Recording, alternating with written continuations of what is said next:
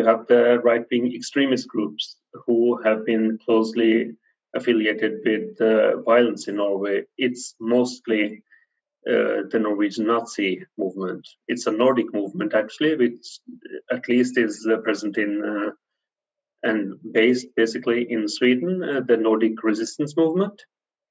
It is the biggest Nazi group we have seen in Norway and the most organized one for a long, long time.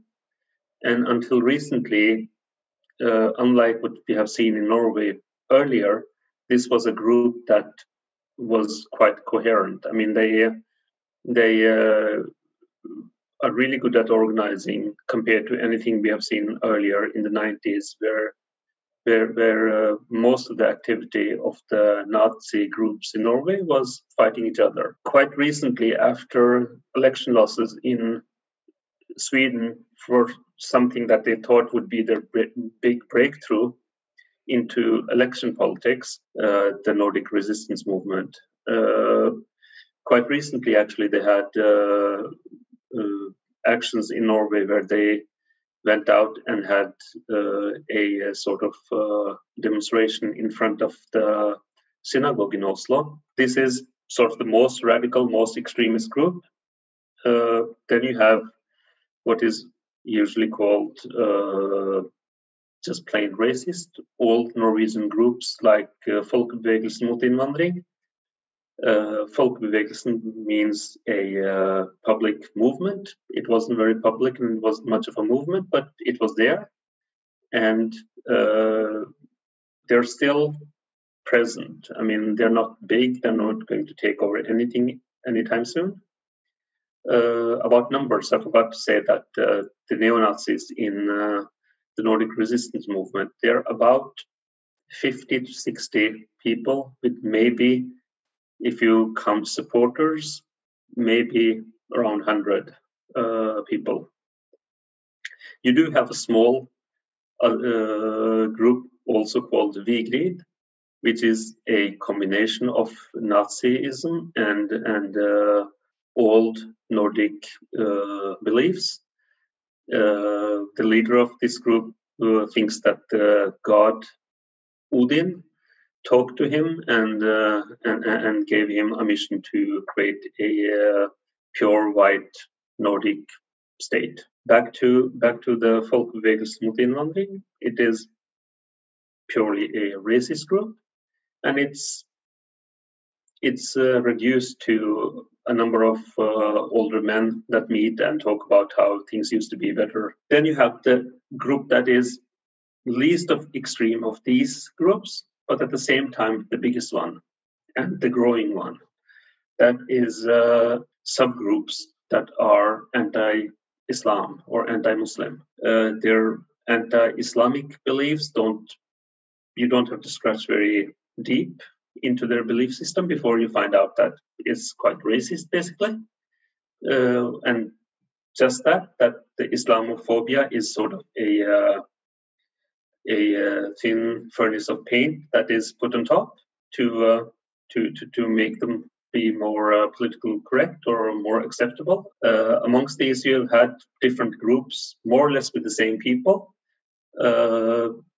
They tend to throw themselves onto any new movement that comes. And in all of these, you see one interesting thing, and that is the movement of people forth and back, both in these groups, but also along these ideological lines that I tried to make up.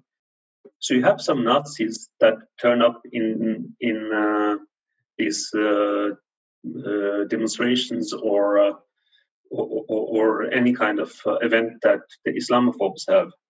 And they don't really have a problem with that. And then you have the one group amongst these that has been stable and has been there from early 2000s, and that is Stop Islamiseringen av Norge, Stop Islamization of Norway.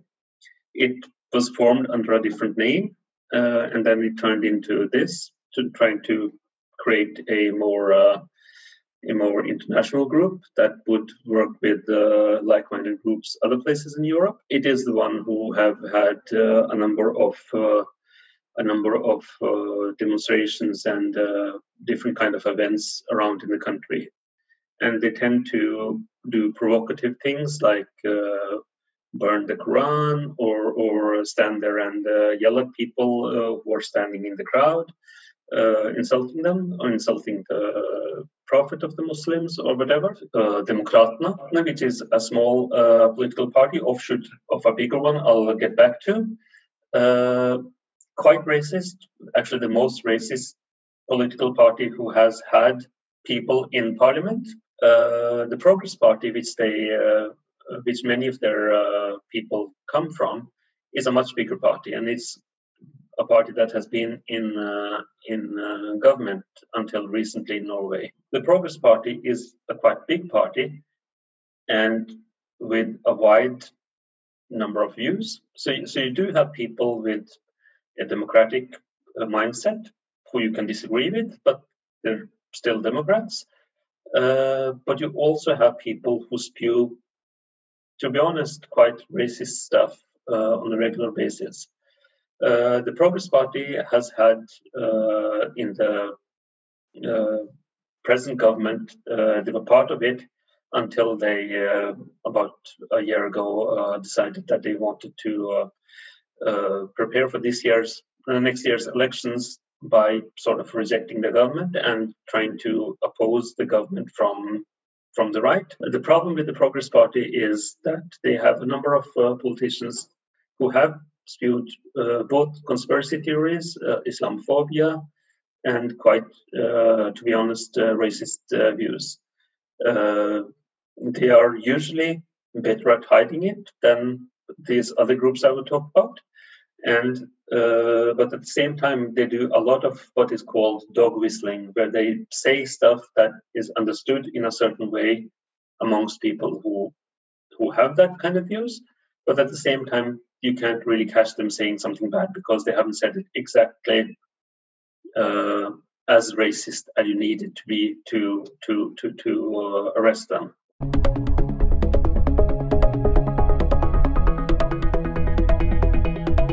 What was seen as an extremist position a few years ago now is sort of public policy, and you start out from there.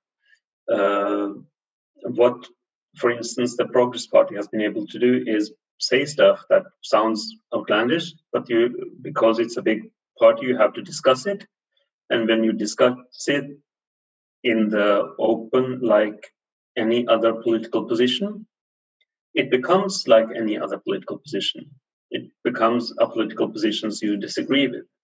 Now, my point has been that there are things that you disagree with, where, one party has one political position, another has another one, and you can disagree with them, but it is still sort of within the realm of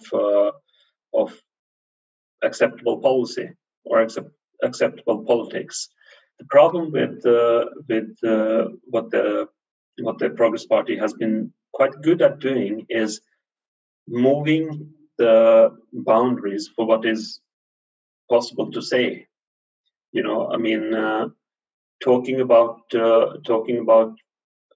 Constantly talking about immigration as a problem, talking about immigrants as a problem, talking about immigrants as the problem, and also throwing out stuff like the need for a new crusade. The threat from Islam gives us, we might need to start a new crusade. First time you say something like that, it is a lot of hoo-ha. After a few times, it becomes just another position, which we have to discuss, rationally and like it is any other discussion. And that is a problem, and they have been quite good at it, actually, unfortunately.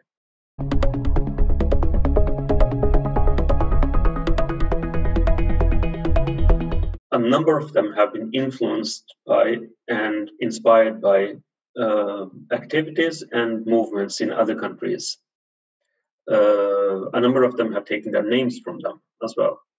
But on the political front, actually, the Norwegian Progress Party, I think, is one of the more successful right-wing groups, one of the most successful right-wing political parties in Europe. They dislike, for instance, being compared to the Swedish Democrats. And the Swedish Democrats, of course, have a different kind of background history. But if you look at the positions, it's more or less the same. But unlike the Swedish Democrats, the Norwegian Progress Party, much because of their history also, of course, have been able to become a political party like all the others. When we talk about the smaller groups, the more fringe groups, both the neo-Nazis, who are part of a transnational movement, but also the Islamophobic groups, we see that their connections both to other European groups, but also groups internationally, is there. For instance, one example that I've used a few times is how fast their vocabulary changes when, for instance, new terms are used in the American political context. When President Trump talked about shithole countries,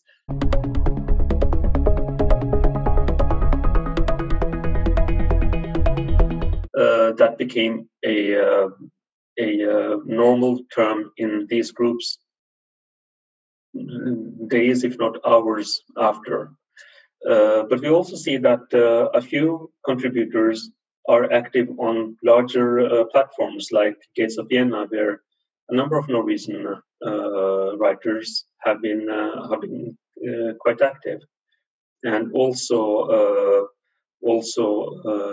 in a number of other right-wing magazines, we see that Norwegian authors or right-wing writers have been quite prolific and have written a lot of stuff about the Norwegian context.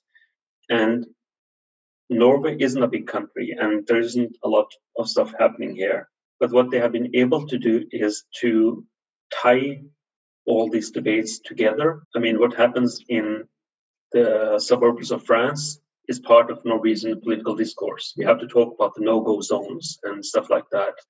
And what happens in Germany is part of the Norwegian discourse right away, often through right-wing extremist group or websites like Gates of Vienna.